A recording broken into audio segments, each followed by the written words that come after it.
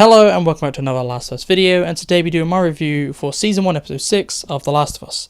This is the episode where we finally meet back up with Tommy, and the first big win is that there is no flashback open, and it just goes straight in with Joel and Ellie after a 3-month time jump. This episode is about Joel and Ellie looking for Tommy in Wyoming and meeting Tommy after all these years and seeing what he's been up to. The episode also deals with Joel and Ellie going to go find the Fireflies in the university. This episode adapts the whole autumn part of the game, from the dam to meeting Tommy and the fight at the university. This is very much a Joel and Ellie episode, with most of the screen time just being taken up by them two talking and bonding. Some of my favourite parts of the episode is when they are just travelling together and talking. I really like a lot of the references that they make to the game, like Joel talking about how he wants to be a singer, them talking about the past, and talking about football and stuff like that. These are all little things that you get in the game when you're just kind of walking around, so it's good they're adapting those little conversations that they have from the game. We also get some really big Easter eggs in this episode, like Joel talking about how he wants a ranch with some sheep, and that's a big reference to the end of The Last of Us Part 2,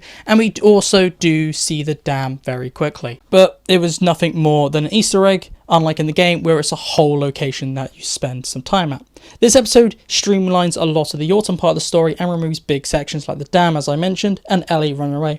Instead, this episode takes place mostly at Jackson, which we don't actually visit in the first game, and I think these streamlines and changes do work for the show as we get more time with more characters and new interesting locations, and we do see more of Tommy and his wife Marie. The only issue that I have with the streamlining is that the Ellie running away plot gets removed, and instead they just have Ellie overhear a tiny part of the conversation and then just sits in a room and waits for Joel to come in and then shouts at Joel.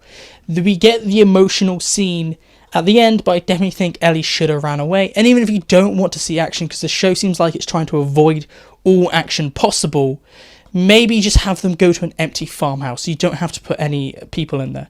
I just felt the show version was trying to condense a bit too much all in one go, and it wasn't as impactful as the game version. And this is one of the only issues I have with the streamlining this episode, is they should have at least had Ellie run away and then have her be an empty farmhouse, so you could have that scene where Joel's mad at her, she's mad at him, and they're both emotionally charged. What happens instead, just Joel just walks in and Ellie starts on him about Sarah. It could have been better, is what I'm saying.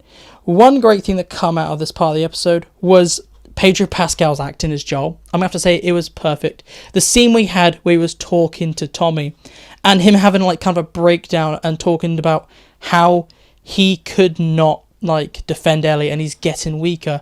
I really liked that. You did really feel the emotions in that scene, and he was basically the best actor this entire episode. Like, Bella Ramsey did get some emotional scenes near the end, but she was overshadowed by Pedro Pascal's performance this episode.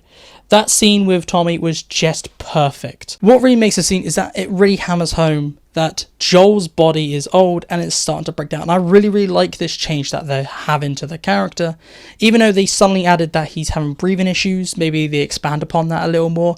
But I really like that Joel has these issues, because it makes him feel so realistic and it redevelops his character and makes him seem so relatable. I do also have to mention this episode looks absolutely fantastic and the sets are so good. I'm so happy that The Last of Us has such a big budget and each episode looks unique and has completely different lived in field sets, because a lot of times shows just be like, we're in a zombie apocalypse world, use the woods, i.e. The Walking Dead for 12 years and all its spin-offs.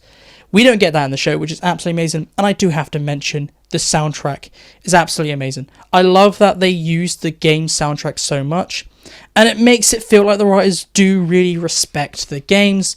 I know Neil Druckmann's on this, but you have the guy from Chernobyl.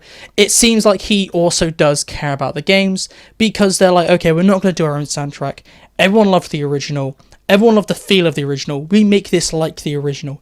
And it's just so much respect. And this is how you're meant to do a video game adaptation. Respect the source material. And this show clearly does. The pacing is also very good in this episode. And this is a long episode, 61 minutes. But by Last of Us case, this is a short episode.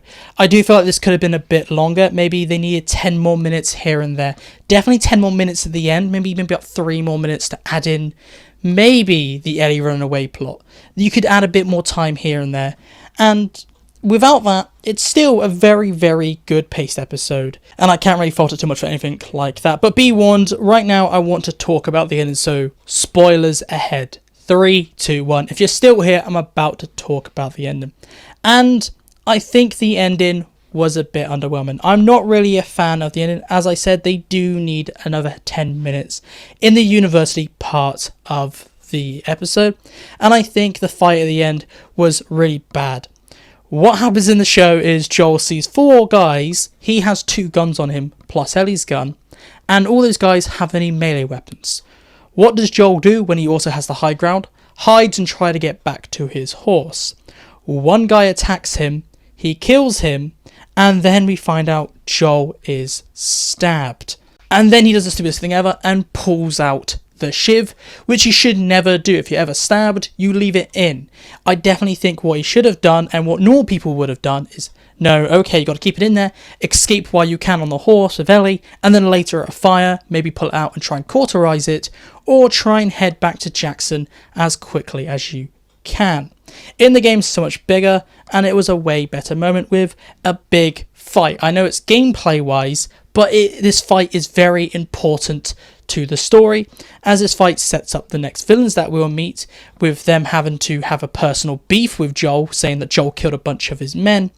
And in the game, the big moment is Joel's not stabbed, is when he's trying to escape with Ellie, he gets pushed off a second story and lands on some rhubarb, basically Rick Grimes style. And that's the cause of his injury, and this leads to a very dramatic moment where Ellie has to save Joel and get him out of there.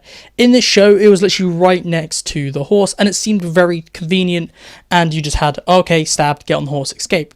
It wasn't as dramatic as it was in the game, and for a show, I thought they would maybe have made this a big moment, as this is when Ellie's finally on her own, and in the game, it's just better. I wasn't expecting that. I was definitely expecting the writers of the show to be like, this is a big moment to empower Ellie, and I think they did miss the ball a little with that. Now let's move over to my overall review, and I have to say, this is a fantastic episode.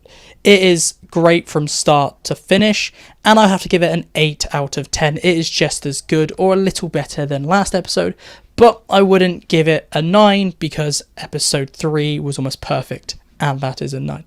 This episode does have some issues like the ending and Ellie missing the runaway part, but I really like what they added to the story, as it really works, and it is a very entertaining episode. But this is my review, so please tell me down below, what did you think? Did you like the episode? Did you hate it? And what would you rate it out of 10? I'd like to know your thoughts and opinions, anything down below. But if you want more Last of Us content, make sure to like and subscribe to keep updated with all Last of Us content.